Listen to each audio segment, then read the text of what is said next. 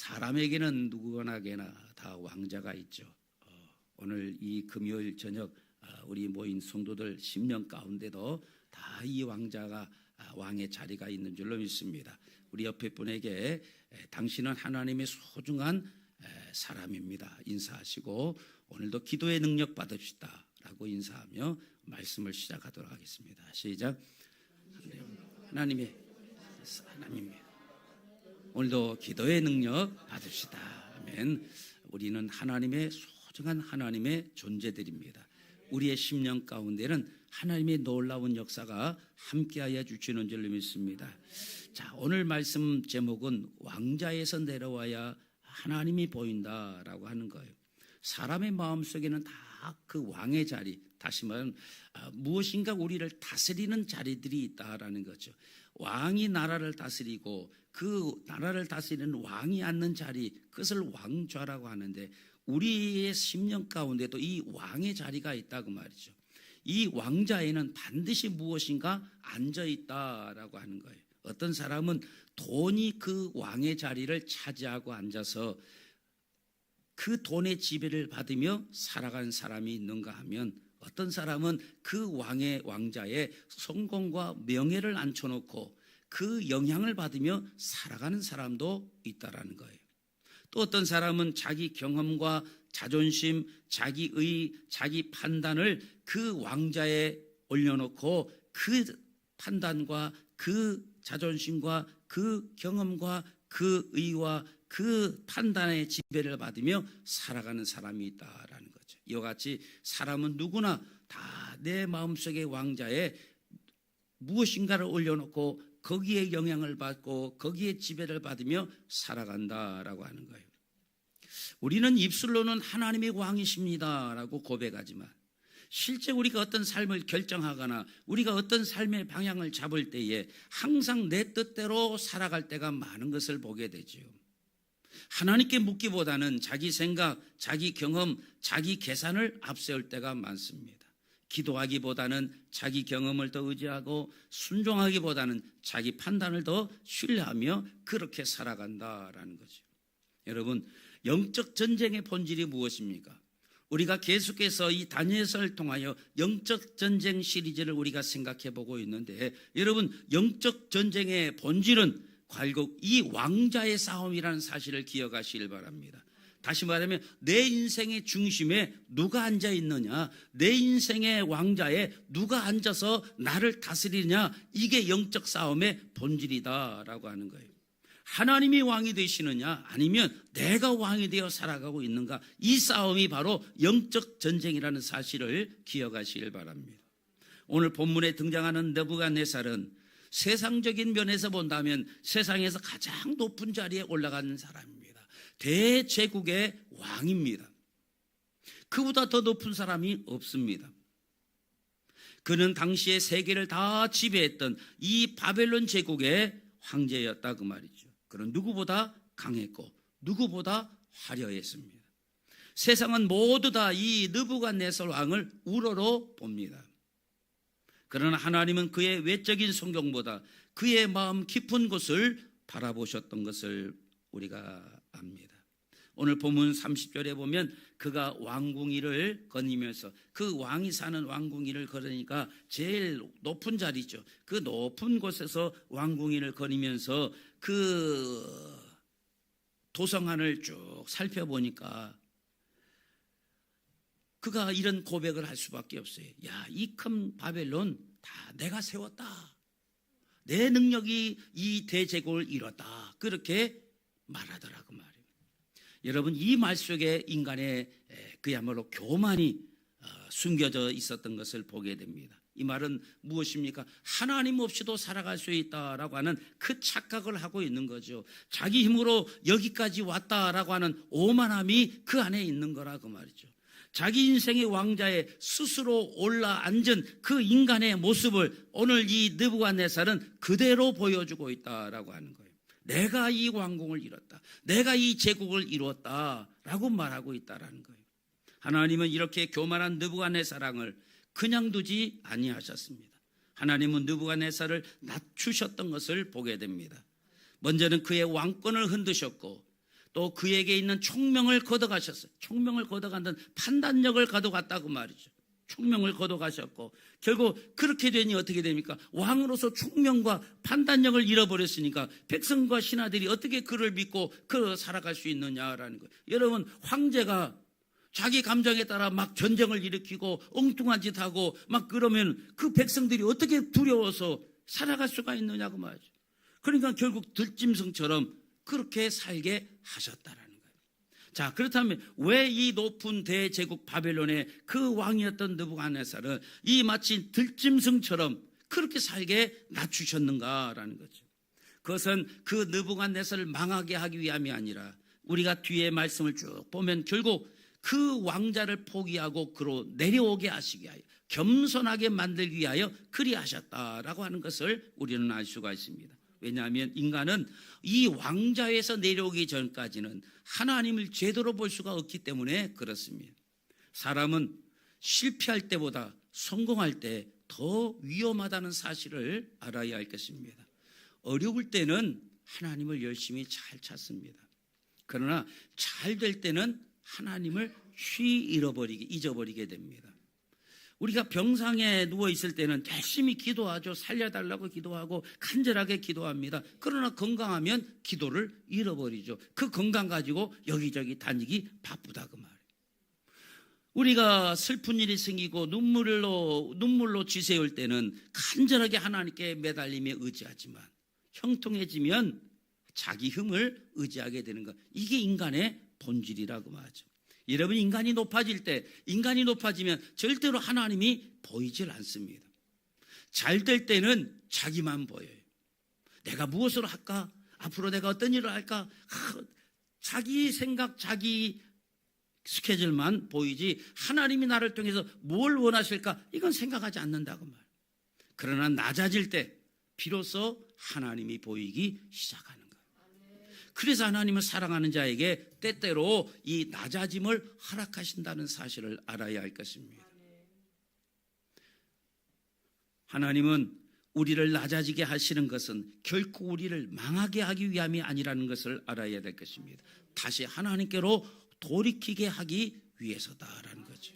우리가 붙들던 이 왕좌에서 우리가 내려와야만 하나님이 보이기 때문에 하나님은 우리를 그 왕좌에서 내리게 한다는 사실을 알아야 할 것입니다. 오늘 이 시간에 하나님께서 우리 안에 숨겨진 이 교만을, 오늘 이 시간 우리 안에 있는 이 교만을 하나님이 보게 하시기를 원합니다.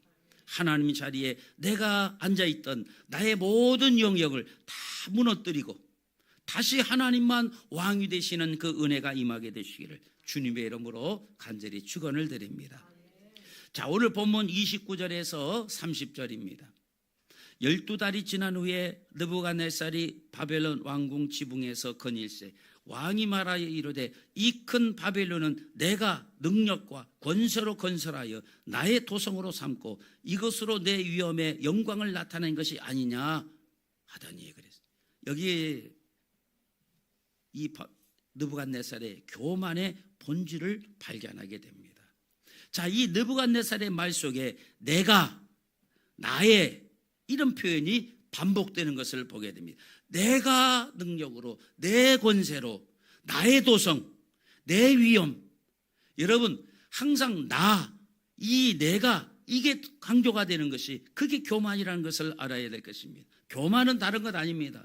모든 영광의 중심에 나 자신을 세우는 것, 그게 교만이라는 사실을 알아야 할 것입니다.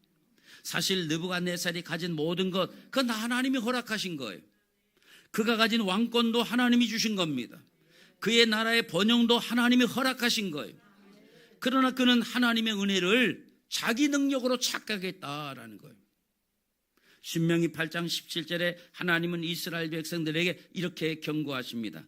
내가 마음에 이르기를 내 능력과 내 손의 힘으로 내가 이 재물을 얻었다 말할 것이라.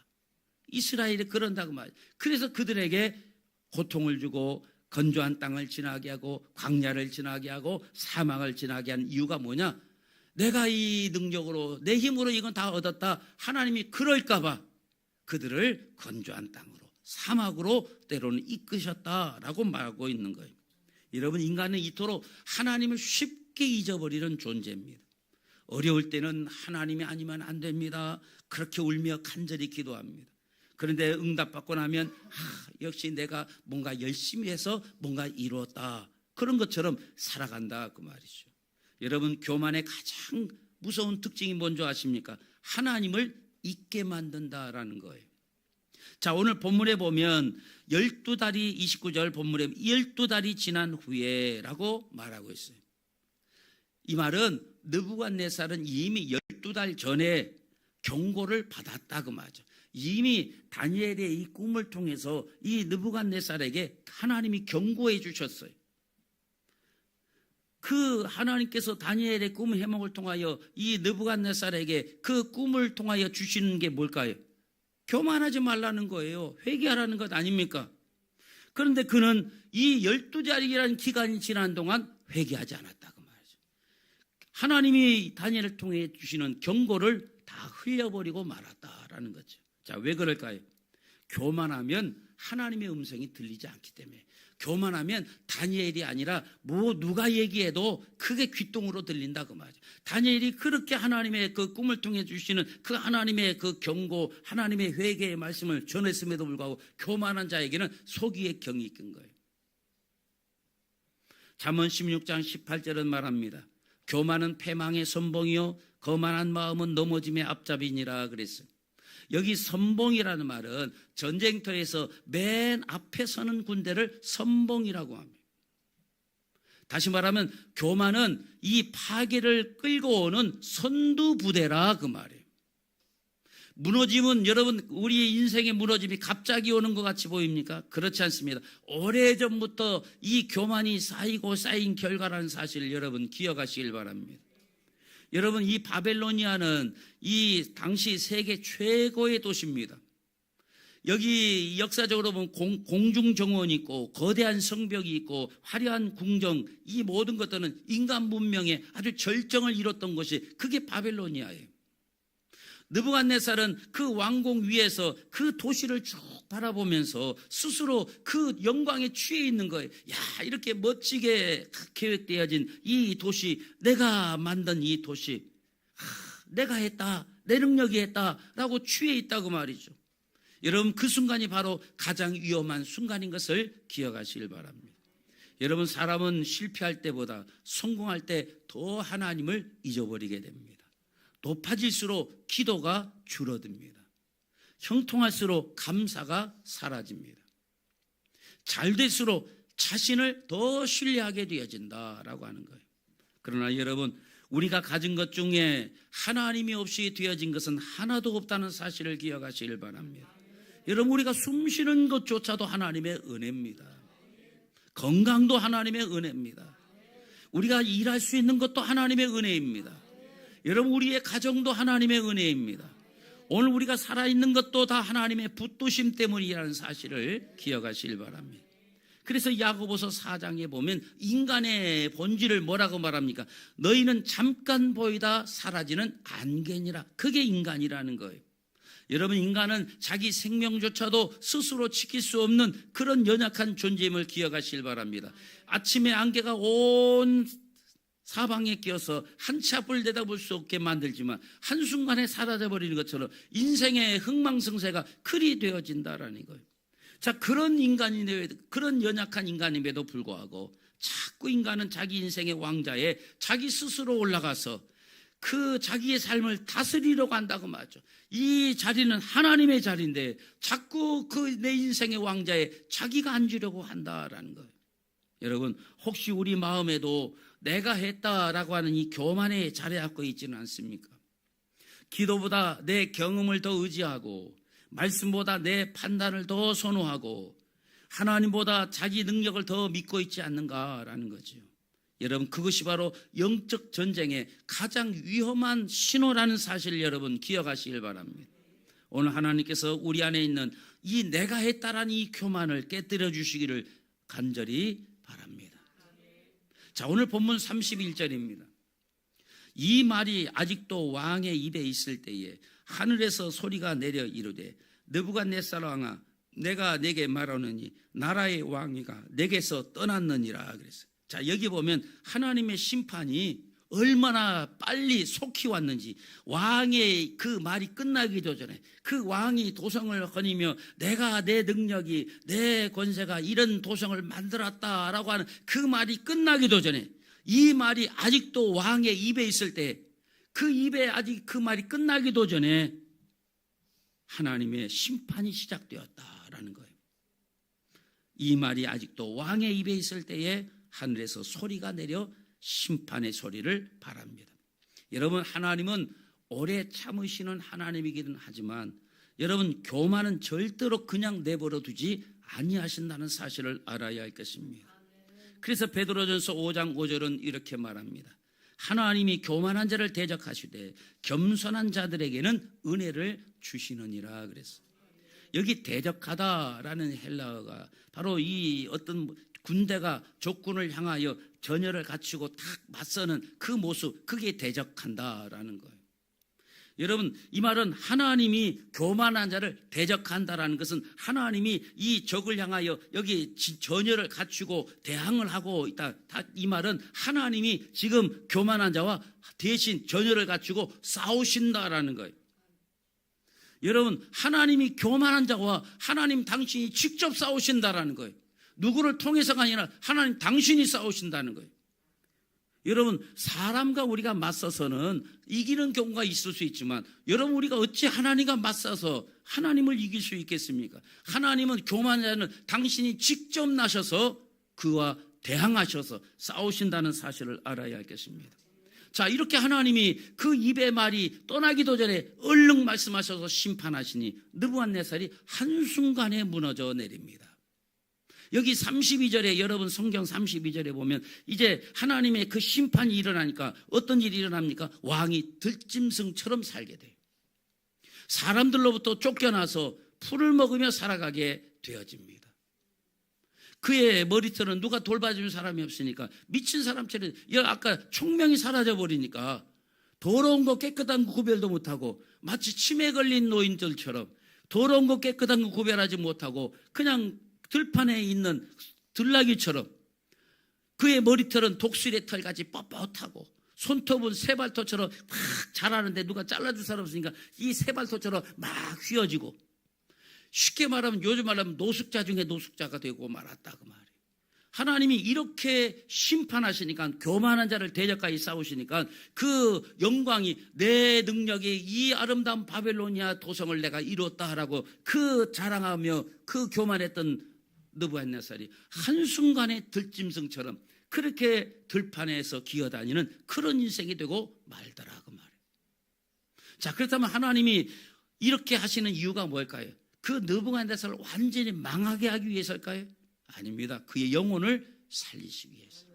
그의 영혼을 살리시기 위해서 그의 육체를 치시는 거예요. 그의 영혼을 살리시기 위해서 그 자리에서 끌어내주시는 거예요. 그의 영혼을 살리시기 위하여 그에게서 재물을 걷어가시는 거예요. 그의 영혼을 살리기 위해서 그 육신의 들나귀처럼 독수리털처럼 그 새발톱처럼 그렇게 비참한 인생이 되게 하신다라는 거예요. 여러분, 하나님은 사랑하는 자를 징계하신다는 것을 꼭 기억하시길 바랍니다.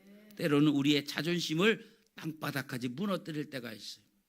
그래서 아무것도 아닌 사람에게 머리를 조아리게 되는 그 상황을 만드실 때도 있습니다. 우리가 붙들고 있는 것들, 그것들을 흔들어 버리실 때가 있습니다. 건강을 흔드실 때도 있고, 사람과의 관계를 흔들어 버리실 때도 있고, 우리의 돈과 재정을 흔드실 때가 있습니다. 여러분, 이것을 통해서 하나님이 우리에게 말씀하시는 게 무엇입니까? 네가 하나님이 아니다. 네가 하나님이 아니라는 것을 기억해라. 네 능력으로 그것을 얻을 수 있는 것이 아니라는 것을 네가 기억해라. 내가 하나님이다라는 것을 기억하라고 말씀하고 계시는 거예요. 여러분, 사람이 높아질 때 하나님은 잘 찾지 않게 돼요. 사람이 높아지면 하나님은 안 찾아요. 그러나 무너질 때 비로소 그때 하늘을 바라보게 되는 것을 봅니다. 여러분, 하나님은 우리의 교만을 깨뜨리셔라도 우리를 살리시기를 원하시는 분이십니다. 혹시 여러분의 인생 가운데 지금 갑작스러운 낮아짐을 경험하고 계시는 분 계십니까? 정말 설명할 수 없는 그 흔들림과 무너짐 가운데 있는 분이 계십니까? 여러분이 겪고 있는 그 사건은 어쩌면 하나님께서 우리를 다시 붙드시기 위한 거룩한 브레이크라는 사실 여러분 기억하시길 바랍니다.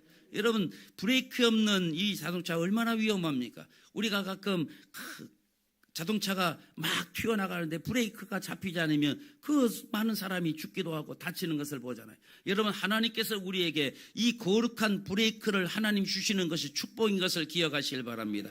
이 우리에게 주어지는 이 낮아짐, 흔들림, 무너짐, 이것은 하나님이 우리를 다시 붙들기 위하여 내 인생 스톱 외치고 있는 브레이크라는 사실을 여러분 기억하시길 바랍니다. 오늘 본문 34절입니다. 그 기한이 참에 나 느부갓네살이 하늘을 우러러 보았더니 내 총명이 다시 돌아온지라 그랬어요. 이제 하나님의 그 심판의 때가 이제 끝나니까 그 심판의 하나님의 심판의 때를 무한정으로 길게 가지 않습니다. 그 때가 있어요. 정해진 때가 있다고 말해요. 그 심판의 기한이 차니까 느부갓네살에게 하나님께서 어떻게 하늘을 우러러 보게 하십니다. 나 느부갓네살이 하늘을 우러러 보았더니 내 총명이 다시 돌아왔다. 다시 판단력이 돌아오고 사고 능력이 돌아오고 깨끗하고 더러운 것을 구별할 수 있는 능력이 돌아오고 지각 능력이 돌아왔다 그 말이에요. 여러분, 이게 오늘 말씀의 전환점입니다. 그동안 느부갓네살은 땅만 바라보고 살았던 사람입니다.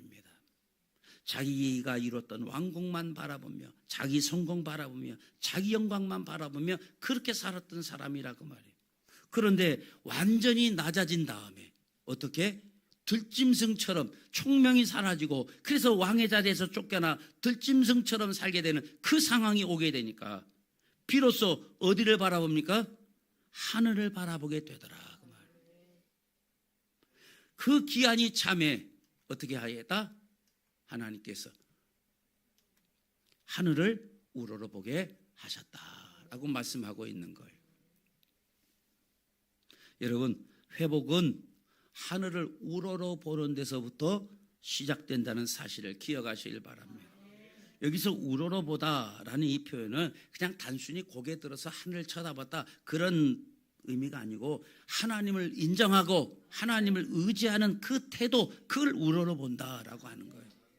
겸손은 그냥 나 자신을 무조건 낮게, 아유 난 아무것도 아닙니다, 난 버러지 같습니다, 이게 겸손이 아니고, 겸손은 뭐냐, 나를 낮게 보는 게 겸손이 아니고 하나님이 누구신지를 바르게 아는 것이 겸손인 거예요. 하나님을 바르게 알고 하나님을 제대로 보게 되지면 하나님 앞에 우리는 나타나는 그 증상이 바로 현상이 겸손인 거예요. 그러니까 내가 나를 뭐 버러지처럼 생각하고 난 아무것도 아닙니다, 이게 아니. 겸손은 나를 낮추는 게 겸손이 아니고 하나님을 바라볼 때에, 하나님을 제대로 인식하게 될 때 그때 나타나는 내 지각 능력, 그때 내 생각이, 그게 겸손이라고 말하는 거예요. 여러분, 하나님을 제대로 만난 사람은 겸손해질 수밖에 없어요. 내 인생의 주인이 내가 아니라 하나님이라는 사실을 인정하는 것, 그게 겸손이라고 하는 사실을 여러분 기억하시길 바랍니다. 그래서 여러분, 우리의 인생의 회복은 바로 하늘을 우러러보는 데서부터 시작된다라는 거예요. 그래서 시편 122편 1절 2절에 시편 기자는 이렇게 고백합니다. 내가 산을 향하여 눈을 들리라. 나의 도움이 어디서 올까? 나의 도움은 천지를 지신 여호와에게서로다. 내가 하나님이 계신 곳, 그 거룩한 성산을 내가 바라본다. 그때 비로소 나의 도움이 여기서부터 오는구나, 하나님께로부터 오는구나 깨닫게 되어진다는 거예요. 여러분, 그렇다면 언제 우리가 하나님이 계신 산을 쳐다볼까요? 아까 주신 말씀 따라 낮아져야 돼. 내 왕자에서 내려올 때야 비로소 하나님이 계신 산을 보게 되어지는 거고 하나님을 바라보게 되어진다라는 거예요. 여러분, 영적 전쟁의 승리는 결국 시선 싸움인 것을 기억하시길 바랍니다. 우리가 이 영적 전쟁에서 이기는 것이 어떻게 이기느냐, 내가 누구를 보느냐, 이 어디에 시선을 두느냐, 이 시선 싸움이 영적 싸움의 가장 중요한 핵심인 것을 알아야 됩니다. 여러분, 우리가 시선을 세상에 두면, 세상을 바라보면 어떻게 됩니까? 자꾸 두려워지죠. 나 자신을 바라보면 교만해집니다. 그러나 하나님을 바라보면 겸손해지는 거예요. 기도는 하늘을 바라보는 행위가 기도인 것을 알아야 할 것입니다. 무릎 꿇는 사람은 절대로 교만해질 수가 없어요. 하나님 앞에 엎드리는 순간 인간은 비로소 자기 자신의 한계를 깨닫기 때문에 그렇다라는 거죠. 그래서 사탄은요, 어떻게 해서든지 성도들로 하여금 기도하지 못하게 만드는 거예요. 자꾸 기도를 멈추게 하는 거예요. 바쁘게 만들고 자기 힘으로 살게 만들고. 왜냐? 그렇게 해야 기도를 잃어버린다고. 기도를 잃는 순간에 인간은 반드시 자기 자신을 의지하게끔 되어 있어요. 오늘 이 밤 다시 하늘을 바라보는 은혜가 회복되기를 주의 이름으로 간절히 축원을 드립니다. 자, 오늘 본문 30도 34절입니다. 이에 내가 지극히 높으신 이에게 감사하며 영생하시는 이를 찬양하고 경배하였더니 그 권세는 영원한 권세요 그 나라는 대대에 이르리로다 그랬어요. 자, 느부갓네살이 34절에 하늘을 우러러 보았더니 이제 하나님이 보이기 시작하는 거예요. 지극히 높으신 하나님이 보이기 시작하는 거예요. 영생하시는 하나님이 보이기 시작하는 거예요. 그 하나님 앞에 경배하기 시작합니다. 다시 말하면 이 느부갓네살이 하나님을 인정하기 시작했다 그 말이죠. 전에는 뭐예요? 내가 세웠다. 내가 이 제국을 내가 세웠다. 이 왕국을 내가 세웠다. 이 도시를 내가 세웠다. 그렇게 말했던 사람이 이제는 뭐예요? 지극히 높으신 하나님을 찬양하기 시작해. 여러분, 이게 진짜 회복인 거예요. 하나님은 그의 왕위를 그 이후에 다시 회복시켜 주신 것을 믿으시길 바랍니다. 근데 중요한 것은 이전의 왕위 자리보다 더 견고하게 세워주셨다. 이전에 느부갓네살이 바벨론의 왕의 그 제국의 왕으로서 많은 영광을 누렸는데 그 자기 왕국을 바라보며 교만할 때 하나님께서는 그를 낮추셔서 어떻게 들짐승처럼 들판에 살게 하시고 총명을 걷어가고 지혜를 걷어가고 아주 사람이 멍청이가 돼서 전에는 충분히 했던 것이 기억이 안 나 할 수가 없는 능력을 그러니까 왕의 자리에 있을 수가 없고 총명이 사라졌으니까 지혜가 사라졌으니까 그러니까 바보가 된 거예요. 그러니까 쫓겨나가지고 들짐승처럼 그렇게 살 수밖에 없었는데 이제 그렇게 낮은 자리에 있다 보니까 이제 비로소 하늘이 보이는 거예요. 하나님 보이기 시작하고 그 하나님을 바라보며 그 전능하신 하나님을 찬양하며 그 하나님을 높이기 시작할 때 하나님 그를 회복시켜 주신 것을 믿으시길 바랍니다. 중요한 것은 그 이전보다 더 견고하게 세워주셨다. 여러분, 인간은 스스로 높아지려고 할 때는 무너지지만은 하나님 앞에 낮아질 때 하나님이 그를 높여주신다는 사실을 꼭 기억하시길 바랍니다.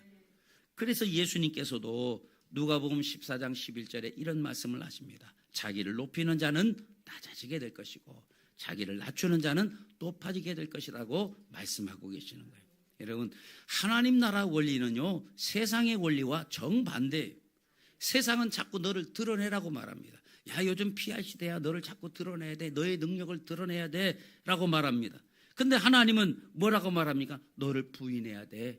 너는 아무것도 할 수 없는 존재라는 것을 부인해야 돼. 자기를 부인하고 자기 십자가를 져야 된다라고 말하고 있어요. 세상과의 원리가 다르다고. 세상은 나를 드러내고 내 능력을 드러내고 내가 할 수 있다는 것을 드러내야 되지만 하나님은 넌 할 수 없다는 사실을 인정해. 너를 부인해라. 이 세상의 왕은 네가 아니라 나다. 이 사실을 인정하라고 말씀하고 계시는 거예요. 세상은 자기 힘을 믿으라고 말하지만 하나님은 하나님의 은혜를 의지하라고 말씀하고 계시는 거예요. 여러분, 진짜 영적 승리는 내가 얼마나 능력이 있느냐를 증명하는 것이 아니라 하나님의 능력을 의지하는 것, 이게 영적 승리인 것을 기억하시길 바랍니다. 이제 결론, 하나님의 말씀을 이제 맺으려고 합니다. 여러분, 느부갓네살은 세상에서 가장 높은 자리에 있었지만 가장 중요한 것은 잃어버린 사람이었어요. 그는 세상은 다스렸지만 자기 영혼은 다스리지 못한 사람이었습니다. 그는 여러 나라를 정복하여 대제국을 이루었지만 자기 안에 있는 교만은 정복하지를 못했어요. 그래서 하나님 그를 낮추신 것을 우리는 알아야 할 것입니다. 하나님 그의 왕관을 벗기셔서 왕의 자리에서 물러나게 하셨고 그의 자존심을 다 깨뜨리셨어요.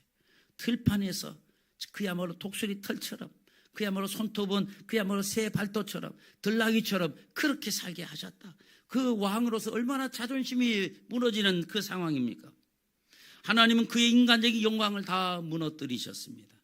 느부갓네살이 왕궁에 있을 때에는 하나님을 보지를 못했는데 높은 자리에서 자기 영광만 보던 사람이 이제 낮아지고 나서야 비로소 하나님이 보이더라 그 말이죠.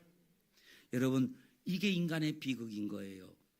인간은 자꾸 높아지려고 하죠. 높은 자리에 올라가려고 합니다. 인정받는 자리에 가고 싶어 한다 그 말이죠. 자꾸 내 이름을 남기고 싶어 합니다. 내 힘으로 이 세상을 승리하면서 살아가고 싶게 만든다 그 말이죠. 그러나 하나님은 우리에게 말씀하셔요. 네가 그 너의 왕자에서 내려와야 나를 볼 수 있다라고 말씀하고 계시는 거예요. 하나님은 우리의 조력자가 되신 분이 아니십니다. 하나님은 우리를 그냥 우리의 필요할 때마다 불러서 사용하는 우리의 일꾼이 아니라는 사실을 기억하시길 바랍니다. 하나님은 우리의 인생의 왕이 되기를 원하시는 분이에요.